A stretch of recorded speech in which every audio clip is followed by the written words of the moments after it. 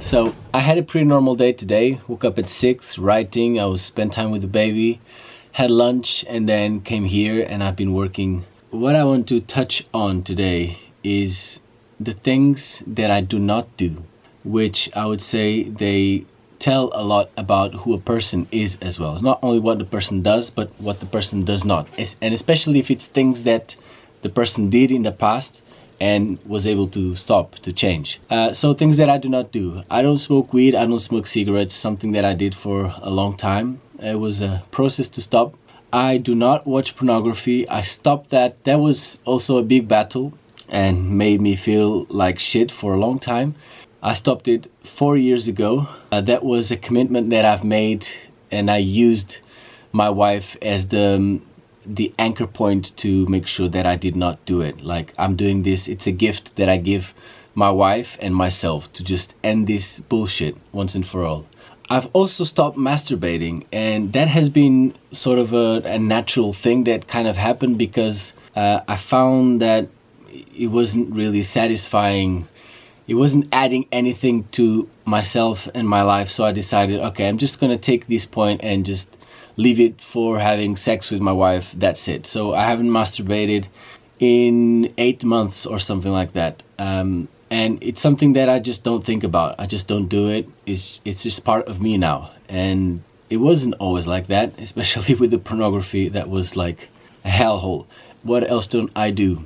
I don't play video games. I used to do that quite a lot as well, just as a point of distraction, because I use the video games as like you enter into a world, a reality wherein you have some sort of control. And I did that because at the time I wasn't really in control of my life, and it was a way for me to feel that. I don't watch films and TV series anymore. I decided that my time was too precious to be spending on doing that. Besides, I've watched so many films and TV series, and I mean, it's great, but then it gets to a point where you're like, okay, it's not bringing me anything. That's why I stopped. It's because it's a lot of time, it's very time consuming, and especially if you do it in a binge watch style, it's just so much time. And as I said, the point that made me stop watching TV series and movies was, okay, I have a choice. I'm either going to keep on doing this, or I'm going to do something really productive with that time. And what I decided to do was the writing daily that I've been doing for 9 months now, which is it takes me about an hour. Honestly, I don't miss it. I'm pretty happy doing what I do.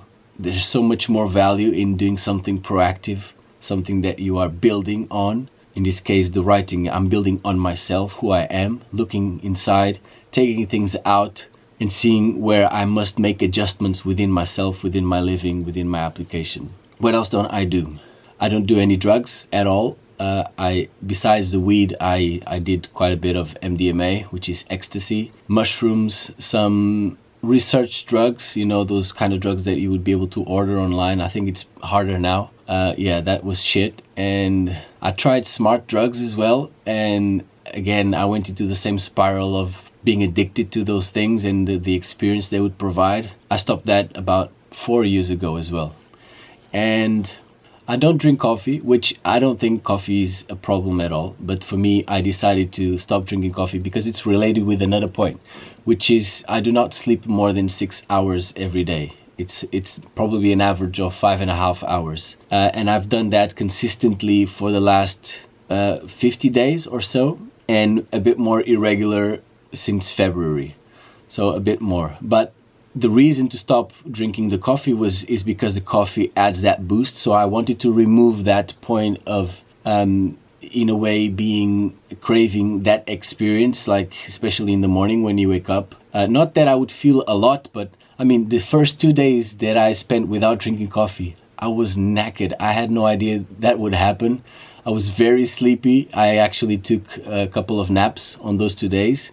And I was so tired and a light headache, but after those 2 days, I was fine. And I drank morning, after lunch, and in the afternoon, so about three cups.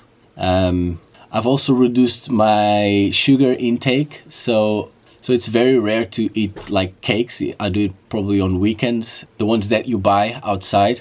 What else don't I do? I don't drink alcohol. Alcohol was never a big thing for me. I got drunk a few times in my life, maybe less than 5 times, and I always felt like shit. So whereas some people would get drunk every day, I was doing that with weed, just getting high every day, morning till the evening. So within that, I never enjoyed really going out unless I was smoking at the time. And since I stopped doing that, I mean, unless there's some music that I really enjoy, I would do it. But to go out to a pub or, you know, just to a club, it's not really my thing. So I don't do that either.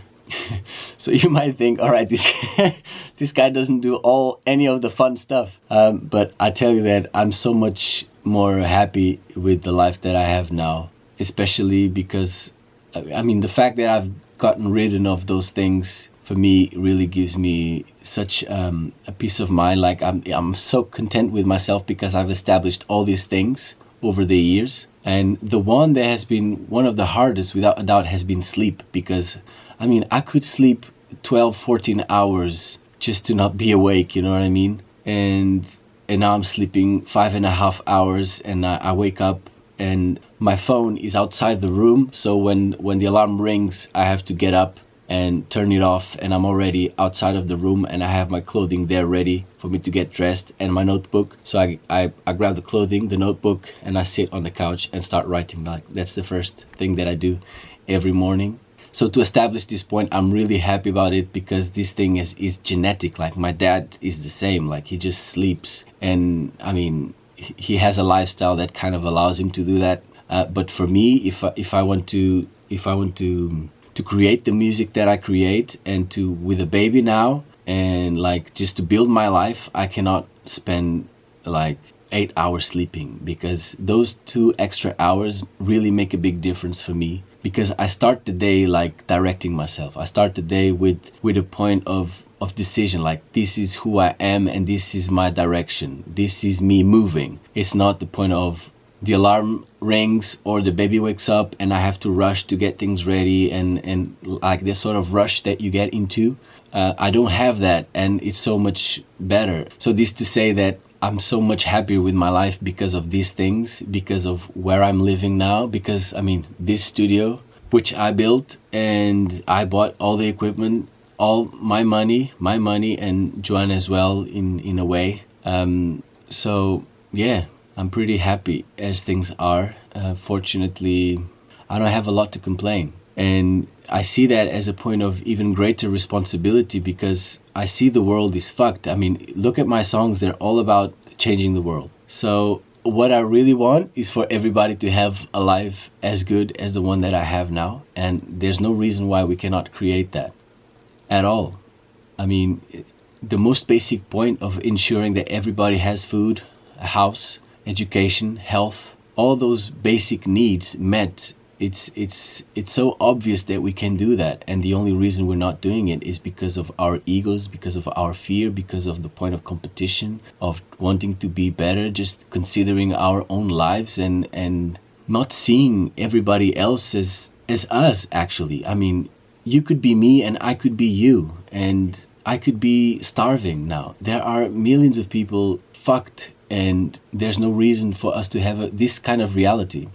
So I see the world like this, and I wake up every day like, okay, how can I improve myself? How can I contribute to change the world? And I think everybody that is in a fortunate position like the one that I am in, this should be their starting point every day. This should be their point of direction every day. How am I going to make my life better, while at the same time ensuring everybody also has a good life? How can I not stand in the way of creating a world that is best for all, in essence? Because that's the problem, is that our egos stand in the way of giving to others what we would like to receive. All right, I'm going off into this topic, but this challenge is not about this. I just wanted to share these points, and bye.